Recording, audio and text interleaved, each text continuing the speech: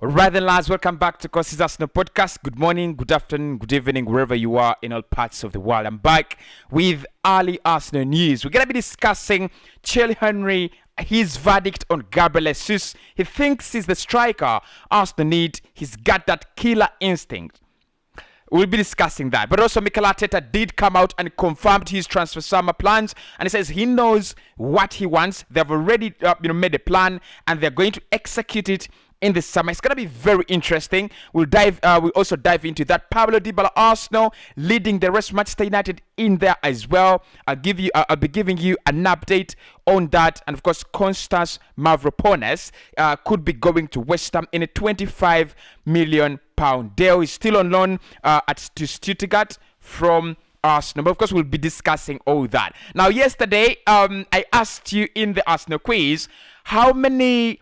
The question was how many Premier League goals did Thierry Henry score in 258 appearances for Arsenal? And almost all of you got the question right. 50 comments on that. Massively strong. But the answer was true. The answer was A, 175. You got it right. So today in the Arsenal quiz, I've brought you an easy one. I think most of you will know this. How many times have Arsenal won the Premier League under Arsene Wenger from 1997 to 2018? How many times did have Arsenal won the Premier League under Arsene Wenger from 1997 to 2018? A, 5 times. B, 0. C, 13 times. And D, 3 times. Just to give you a little clue about that, okay, I'll give you a clue at the end of the video. So make sure you watch and stick around to the end of the video. Right, let's start off with Thierry Henry and Gabriel Jesus. So he was speaking about Arsenal and the striker situation, and he was asked about the potential of Gabriel Jesus, especially now that it has been confirmed that he's the main striker target that Arsenal want, and Mikel Arteta feels he is the man to take the job on an Arsenal. And he said, look, Gabriel Jesus has got the killer instinct. He's got the number 9 instinct, and Arsenal lack a player like that. So he feels at the end of the day, if Arsenal went in and signed Gabriel Jesus, he would be a very, very great signing. Now, of course, we know what Thierry Henry really means for Arsenal and what he's done for the club in terms of being a striker. No other striker, right from Thierry Henry, has got more Premier League goals for Arsenal than him. So no one has done it. And I think, honestly, when it comes to respect, both at Arsenal and in the Premier League, in terms of forwards, he really commands a lot, and he really has something to say. Now, I'm not a big fan of ex-players coming in and determining what should be done at a club and deciding what should be done at a club. We've seen it with Manchester United. They've really struggled. The likes of the likes of Roy Keane, the likes of Gary Neville, speaking a lot about the club situation and probably having that kind of influence on the team. It just disrupts the manager and the planning and everything they want to do. But again, you've got to think Thierry Henry has got that identity. He knows what Arsenal need. He knows where we need to be. And I've always said it all the time. Where Arsenal were at our best time, the Invisibles, it was Thierry Henry and a couple of other players in that Invisible side that actually made us the greatest club, in UK, in Europe at that time. So when he comes out, and talks about Gabriel Jesus, I think he has a point for me. I think Jesus is a good number 9. The fact that he's not that clinical for me, because if you look at his XG per 90, it's around 8.9. That means he's scoring so little, very less goals, fewer goals than he's expected to score. But you never know, he's just 25. There are so many things that he's got to work on as a player, and Thierry Henry really believes him. So he was speaking to the Express, and he was asked about that. And he said, we saw that he scored 4 goals at the weekend against Watford. When he is in the box, he's one of the 3 that are playing since Sergio Aguero left. He has the 9 instinct. He has what the number 9 would smell. Now, look, I I think with Thierry Henry, he's one of those strikers that I believed were all rounded. They were all round. He could hurt you in aerial situations. He could hurt you with his left foot. He could hurt you with his right. He was very, very deadly. He could hurt you on and off the ball. Gabriel Jesus has that, and I love it about him. Aerially, probably not as strong as other players like maybe Thierry Henry, but at least one thing you think about him is that he's got that presence. He can hurt you on and off the ball, and of course that explains his XG per 90. He sets up so many other players. We'll look at him and we will look at his goal scoring opportunities that he sets up for others, and then we look at shot creating actions as well. He's one of those players that are really ranking highly when it comes to setting up others for shots and also setting up others for goals. So maybe if Arsenal went in and got him, maybe it could work. But that is the verdict of Thierry Henry on the player. Yesterday, Mikel Arteta was speaking to the press about ahead of our game against West Ham, and then he spoke about the transfer summer. He was asked about the plans, whether they already have them, whether they have what they want to do in the summer planned, and he said, yes, we have everything planned. We have everything planned out. The summer is going to be an execution period. So it looks like we already know. And one of the things I can leak to you here from football.london and Chris Whitley, and probably David Onstein as well, because he's been just giving us a few updates around that.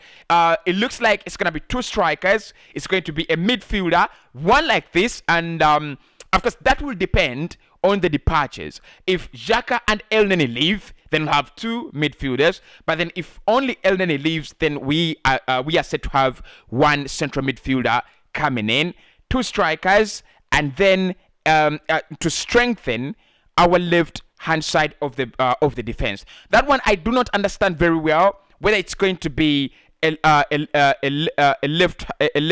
left back coming in, or we're going to have a left-footed centre back coming in. Of course, Pablo Mari could leave on a permanent to Udinese in the summer. We expect that. We also expect Arsenal to get in someone to cover better for Kieran Tierney. Tino Livramento was the name that was proposed. However, it looks like Tino Livramento has suffered from an ACL injury that could keep him on the sidelines for months. So that is what I can leak to you. I'm not really going to say any names in particular. I've done a video about Mikel Arteta's huge upgrades and what he wants his summer upgrade to look like. Check out that video already on the channel as well. So look.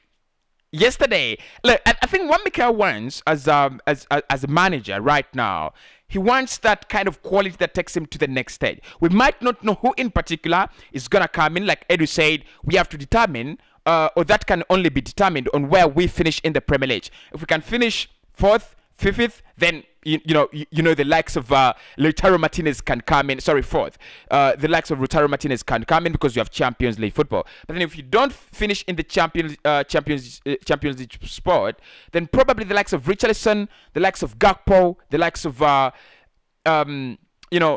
those names that will not be demanding Champions League football as early. So Mikel yesterday did confirm that our transfer summer plans are already underway and they will be executed in the summer. Now, also, the Mail have confirmed that Arsenal are in the driving seat in that race for Paulo Dibala. Yesterday, I told you that we met with the representatives of the player, and now the Mail are saying Arsenal are in the driving seat for both Gabriel Jesus and Paulo Dibala. I gave you my opinion yesterday, and I will not change it. I think Arsenal need to sign one of them, but not both. I think Paulo Dibala is very, very similar to Gabriel Jesus. It looks like Pepe will be leaving the club, and a couple of other players like Reece Nelson could also see their careers at Arsenal end. So I thought Arsenal should be going in for a player who is more like a winger,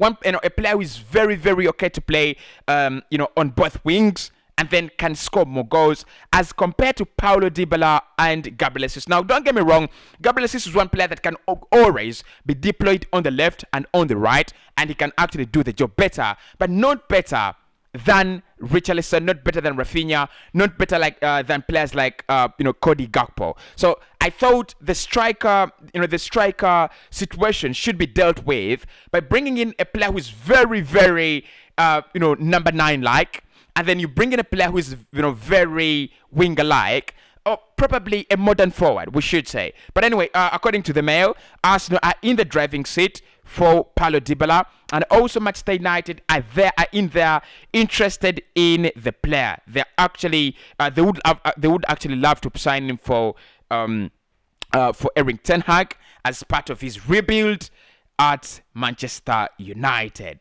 Right? I mean, look, there wouldn't be really bad deals if Arsenal decide, like I said yesterday, to go for 3 forwards. But if it's going to be 2 forwards, Dibala and Gabriel Jesus, no, I think they're very, very much similar, and you just need something different. You need something different, because with Gabriel Jesus, you could play him on the left or on the right, and then you can play a player like Darwin Núñez down through the middle, or you could have Gabriel Jesus down through the middle, and then have Saka, Martinelli, or Emil Smith-Rowe to the left and to the right. So I think Arsenal should think better when it comes to signing in both players. When it comes to signing in someone different, we can talk about Marcus Rashford. Now, yesterday, again, the Sun did report that Arsenal are very, very interested in a £45 million deal. This was echoed by the Express as well, and they say that Arsenal are not going to be hiding their interest in Marcus Rashford come the summer. They would love to sign the player, and Mikel Arteta looks at him as one of the players who can thrive under his system. Now, I think Arteta and Ten Hag will actually have the same systems in place. I think Ten Hag has managed Ajax for some time, and it would be easier for him to implement that system at Manchester United. Now, for me, the moment Erik ten Hag thinks that Rashford is not part of the plan, is not key in his plan, I wouldn't really take him at Arsenal. And this is the reason. I do not see any difference between Ajax and what Mikel Arteta wants to do at Arsenal. He's not yet done it, but I don't see any difference. Because if you look at them in possession, they would love to have their wingers very high up the pitch, like you see Martinelli and Saka, right? So that means Marcus Rashford on the left or on the right could actually do the same job for Erik ten Hag.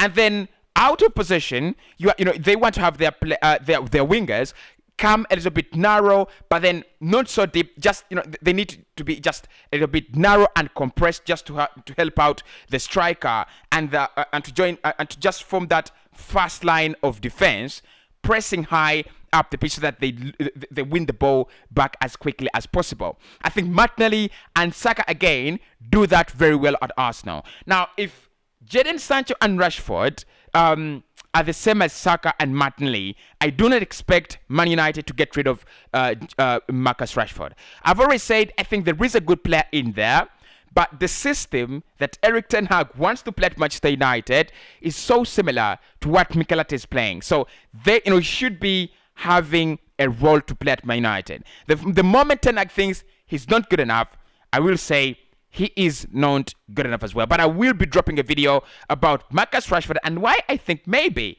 there is a good player in there, and why I think he's actually fallen off a cliff, and why I think Arsenal should actually stay away from him rather than getting any closer to him. But of course, it's a Mikel Arteta signing. If he wants him in, then we cannot actually say no. And finally, Kevin Campbell has been speaking about the Granit Xhaka situation, and he said, look, Xhaka is loved by the Arsenal fans. What we do not love about him is what he did, taking off the Arsenal jersey as an Arsenal captain and then throwing it onto the ground. That was ridiculous. That is inexcusable. But apart from that, he is a great player, and we love him.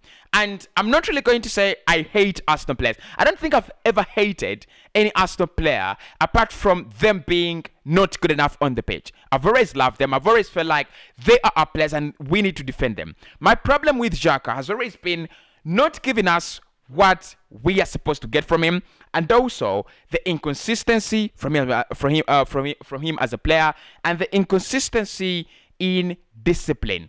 As a mature player, I expect him to be, behaving in a certain way, and when he doesn't do that, I'm always going to lose my head, especially against him. But of course, Kevin Campbell, great words around Xhaka. I think all of us feel the same way around Xhaka. Great lad, but he really disappoints. He's really got the gift and talent of disappointing all the time.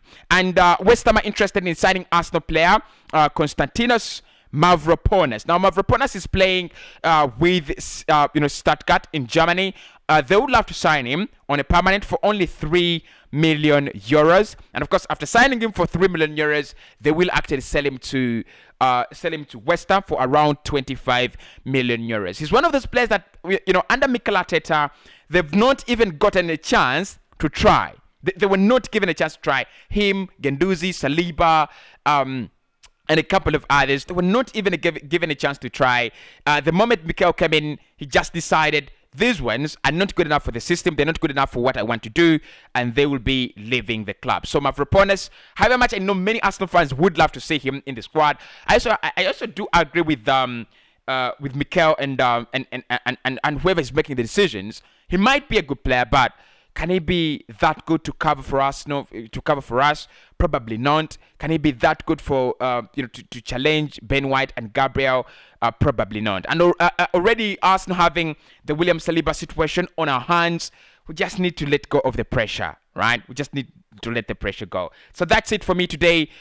In the morning, our quiz today is: how many times have Arsenal won the Premier League under Arsene Wenger from 1997 to 2018? The options are A, 5 times, C, 13 times, B, 0, and D, 3 times. Now, just to give you a little tip on that, Arsene Wenger is one of the very, very few foreign managers to come in the Premier League and win the league. So that means 0 is not an option, right? To come into the Premier League and win the league in their first 2 campaigns, right? And another tip is that Arsenal have won the league overall, the league in the UK 13 times. We have won it more times, only behind Man United 20 and Liverpool 19. So that is the tip. I hope you can get it right now.